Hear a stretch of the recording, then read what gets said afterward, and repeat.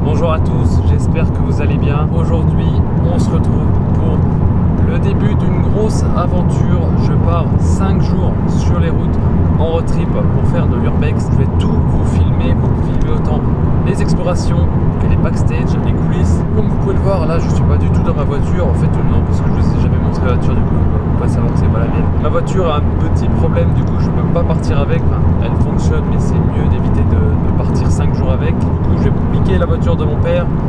Le petit problème c'est que c'est une essence, donc je vais consommer à max et ça coûte beaucoup plus cher, donc c'est génial, je vais payer la blinde d'essence, c'est pas grave, hein. Voilà, le principal c'est que je parte. Du coup, dans la Mitsubishi qui va être ma copine pendant 5 jours, puisque comme vous voyez je suis tout seul, c'est la 3e fois que je pars tout seul, c'est la première fois que je pars aussi longtemps tout seul, enfin c'est la première fois que je pars aussi longtemps tout court en fait, même quand je suis parti en Belgique avec Juliette, je suis pas parti aussi longtemps, je vais très loin.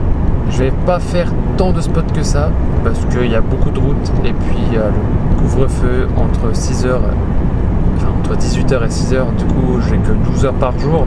En comptant toute la route et le temps d'exploration, je vais pas pouvoir faire beaucoup de spots. C'est pour ça que je vous montre tout ce que je vais faire dans ce road trip, aussi bien du coup les explorations que les backstage. Si le monsieur devant pouvait avancer, ça serait bien, on va bien arriver avant 18h. Les lieux que je vais vous présenter pendant ce road trip, ça va pas être des lieux incroyables, meublés et tout, ça tourne mal, rien de tout ça. Les lieux que je vais aller voir, ils sont vraiment magnifiques, mais ils sont vides. C'est un peu comme en Italie, c'est vraiment pour l'architecture et pas pour ce qu'il y a dedans. L'intérieur est vraiment vide. Alors, je vais faire des checks, hein, c'est-à-dire que je vais des repérages sur Google Maps, je vais aller voir ce que j'ai, en espérant qu'il y a au moins 1 ou 2 spots qui valent le coup. Je vais rouler pendant au moins 5 heures pour arriver à mon premier hôtel. Je vais prendre des hôtels, je voulais prendre des Airbnb, mais je ne sais pas exactement où je vais dormir, je préfère prendre des hôtels, que je manquerai de temps. Je préfère éviter de réserver des Airbnb. Prendre des hôtels dernière seconde, c'est pas forcément beaucoup plus cher, un petit peu, mais bon, en vrai ça va. Bon, j'arrive à Chalon, je vais prendre l'autoroute. J'ai fait que 40 minutes de route, j'ai déjà mal au dos. Il me reste 4 heures d'autoroute non-stop.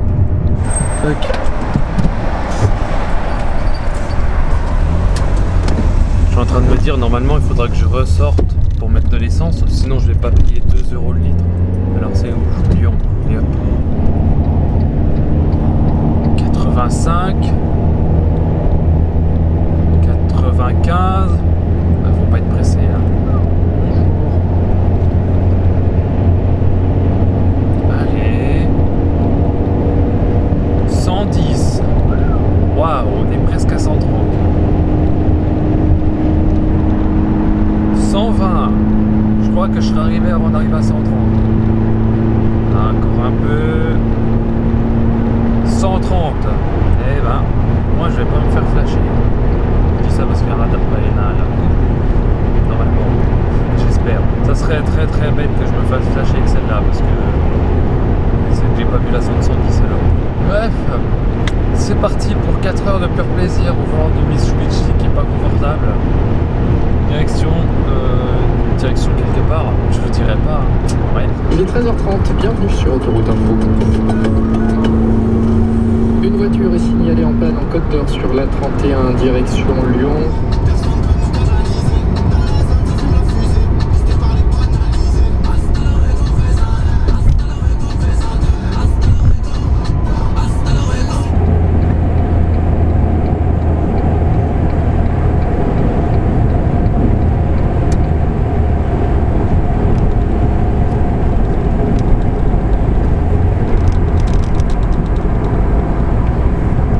Mettre de l'essence, j'ai mis 20 €.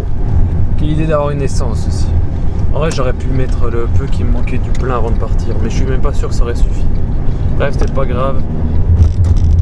Oh, c'est quoi ces trous? Continue la route. Et on voit bientôt le bout.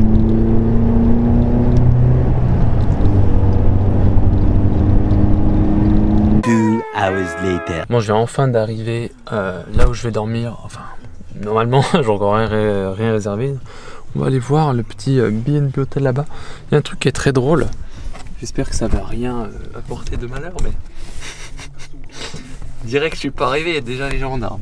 Bref, en espérant que ça veut pas dire que, enfin, ce soit pas un avertissement pour la suite du road trip. On va bien voir. Je vais aller voir s'il y a une chambre de libre. Et puis si ça coûte pas 200 000 € aussi, normalement non. Et puis bah écoutez, on se retrouve pour faire un tour de la chambre. Bon, et ben voilà, je viens de récupérer la chambre d'hôtel. Enfin, je viens de récupérer. Est-ce que ça se dit je viens de récupérer l'hôtel? Bref, je viens d'arriver dans la chambre d'hôtel. Peut-être parler un peu moins fort parce que je sais pas s'il n'y a pas des voisins. Bon, bah c'est une chambre tout ce qu'il y a de plus basique. Je suis chez B&B Hotel pour ceux qui se demandent, je sais pas si je l'ai dit avant. C'est une chaîne d'hôtel que j'aime beaucoup, B&B Hotel. D'ailleurs, si quelqu'un de chez B&B Hotel me regarde et qui veut qu'on fasse un petit partenariat, il n'y a pas de problème, ça sera avec plaisir. Ouais, j'aime beaucoup ces hôtels parce que comme vous voyez, c'est très simple et très propre et pas si cher. J'ai payé 56 € la nuit. Bon, alors tout seul, ça fait un peu cher, mais quand on est deux, ça divise par deux. Ça revient tout de suite beaucoup moins cher. J'ai posé mes petites affaires ici. C'est la première fois que j'ai des tablettes comme ça dans un hôtel. Du coup c'est cool, j'ai pu mettre mon sac de photos ici. Tout ce qui change, là c'est la petite glacière. C'est parce que vu que demain on est dimanche, j'ai prévu à manger d'avance. J'ai pas trop envie de faire McDo tout le temps non plus. J'oublie pas la touche de gras, faut pas. Puis de sucre aussi. Il faut du sucre. Ici il y a la petite salle de bain.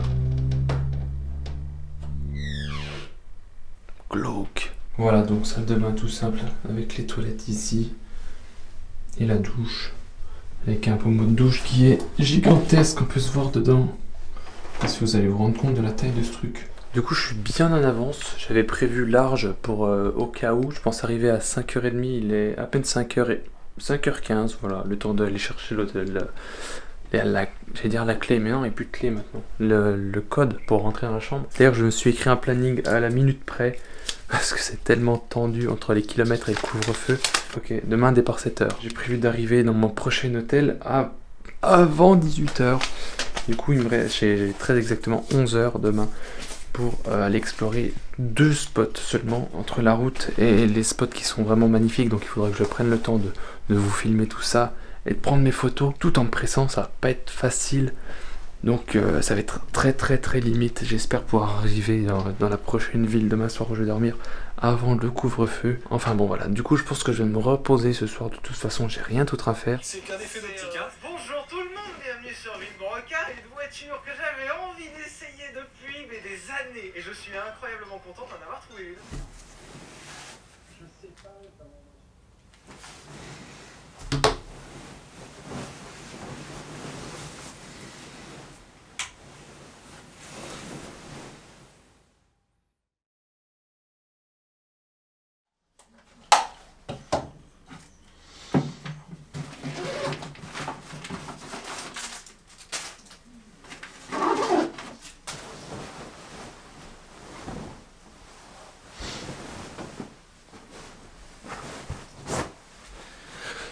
Bon, il est presque 7h, ça va être le moment de partir vers mon premier spot de la journée.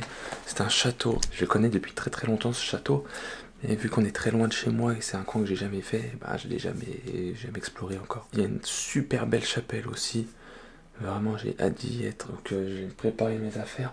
Je vais aller à l'accueil chercher un café au distributeur, vu que j'ai pas de quoi faire un café, et puis après c'est parti hein.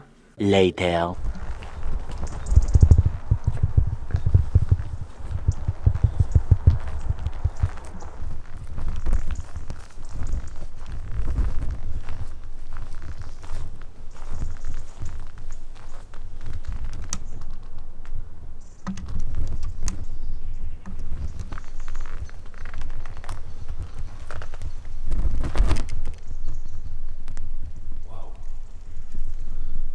Bon, je viens d'arriver devant le premier château que je vais explorer pendant ce road trip. La porte est grande ouverte. J'espère qu'il n'y a personne qui va venir parce que je suis arrivé par le chemin principal en fait. Je sais pas pourquoi le chemin est entretenu. En plus c'est écrit que c'était sous surveillance vidéo. Et il y a un boîtier d'alarme sur la façade du château. Donc ce que je vais faire...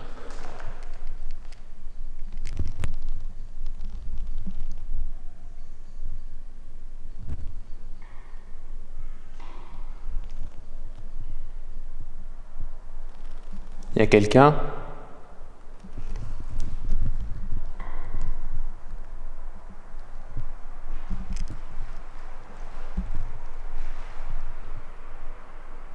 J'entends bouger. Je dirais qu'il y a quelqu'un, mais...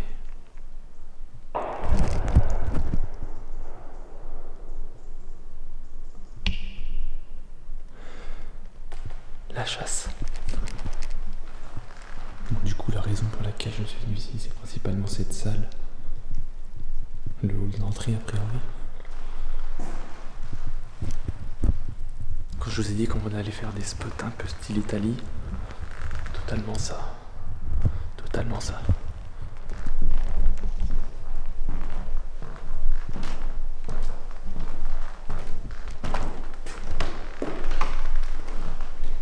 Ok, là le château s'est effondré. Ah oui, d'accord, c'est à ciel ouvert en fait. D'accord. Très rassurant. L'entrée par où je suis arrivé est entretenue. Il y a encore des drapeaux avec écrit golf, je sais pas quoi. Je savais même pas qu'il y avait un golf ici. Et là derrière, le château est effondré, genre totalement à l'abandon. Je me suis vraiment demandé en arrivant si j'entrais pas chez des gens. C'est vraiment bizarre. Et le château, bah en fait non, il confirme que c'est vraiment abandonné. Tout est grand ouvert. Il a été pillé. Je fais attention, je mets les pieds parce que voilà quoi.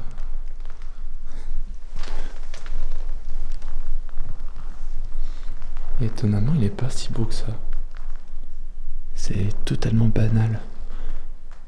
Il devait y avoir une grande tapisserie à l'époque.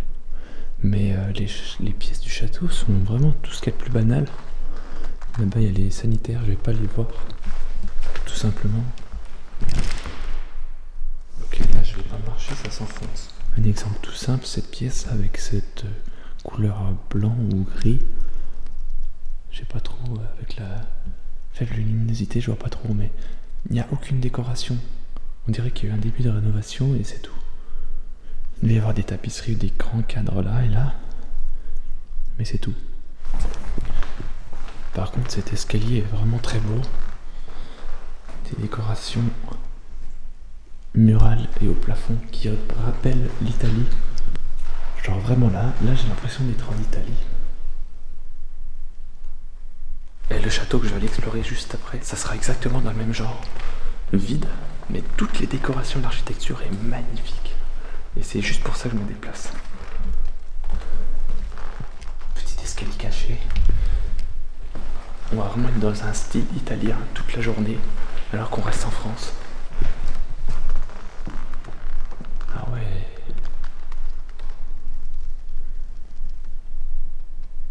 Très impressionnant.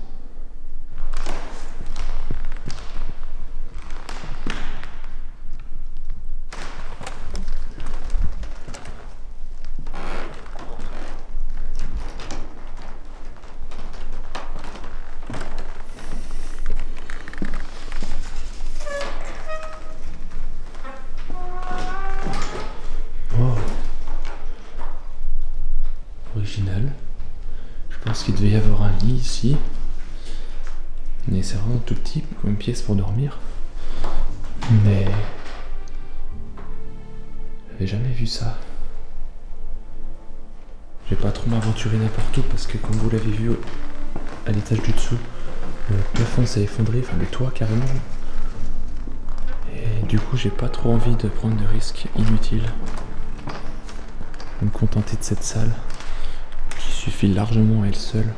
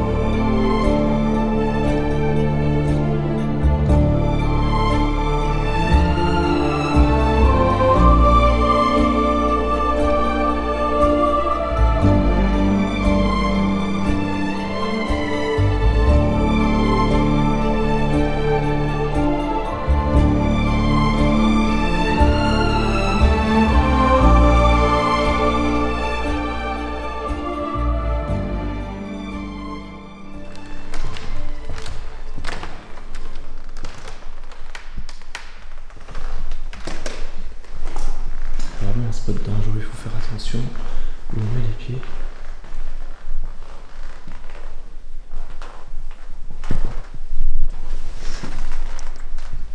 Petite baignoire là. Je vais pas m'attarder parce qu'il y a encore la chapelle que je vais vous montrer. Et après il va falloir que je fasse encore beaucoup de route pour faire l'autre château.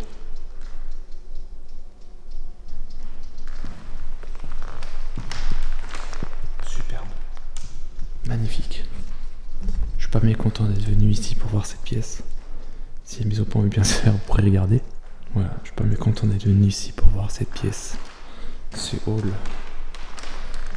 Très très joli.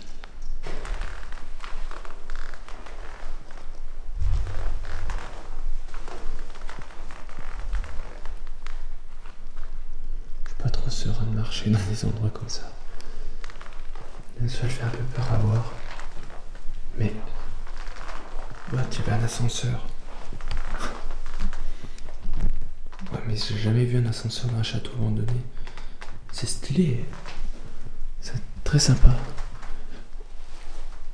Là, je suis en dessous de l'escalier. J'ai regardé vite fait là, regardez.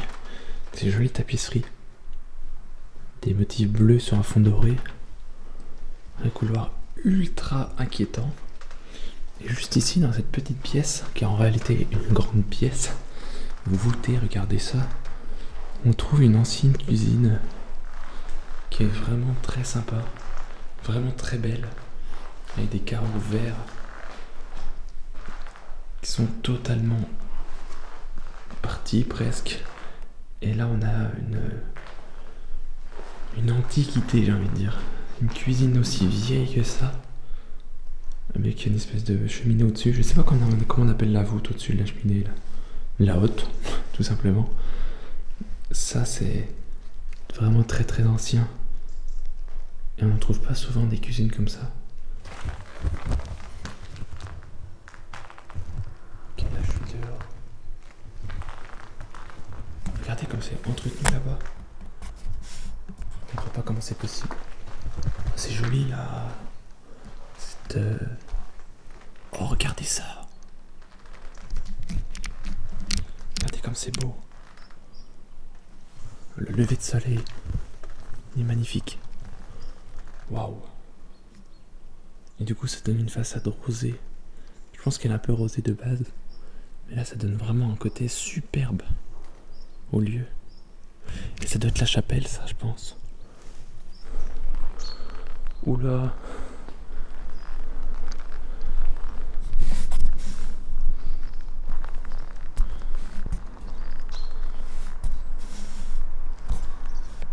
Je sais pas où est la chapelle.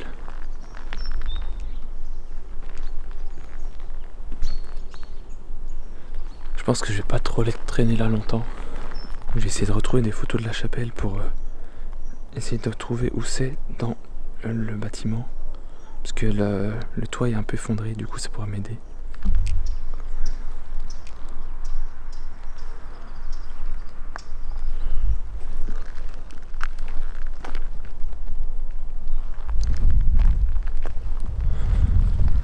Où est-ce qu'il peut y avoir une chapelle dans ce domaine? Le domaine est entretenu. Bon, en tout cas, a l'air d'être entretenu. On a vu que devant c'était entretenu. Là, je vous l'ai montré. Et là, il y a des caméras. Oh, waouh!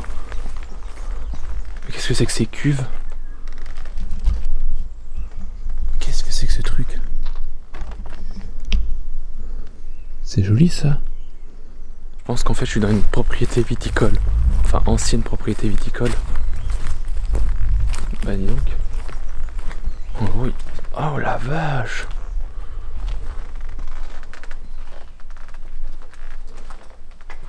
Il y a un spot dans un spot en fait.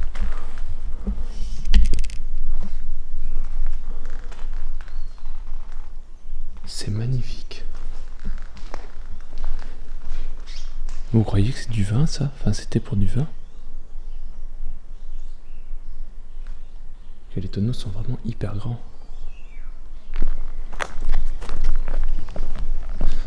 Il y a un petit bâtiment là-bas, je pense que c'est ça. Parce que sinon je vois pas du tout où c'est.